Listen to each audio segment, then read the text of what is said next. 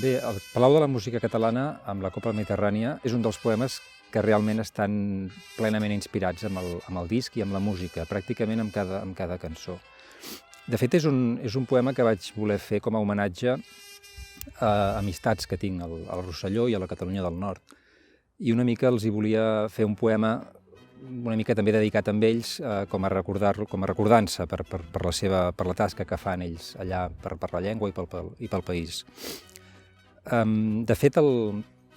tot el poemari gira a l'entorn d'aquesta idea, a la idea de recordar els orígens mil·lenaris de Catalunya, recordar on neix la nació catalana, quan parlem de la nació catalana,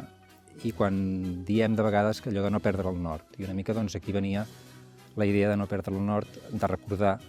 allà on jo crec que neix realment Catalunya, que és el nord, això que coneixem com la Catalunya del Nord. Al llarg del poema es pot veure un cert itinerari històric, parlant doncs dels orígens de Rià, parlant també de Besalú, de diversos àmbits geogràfics,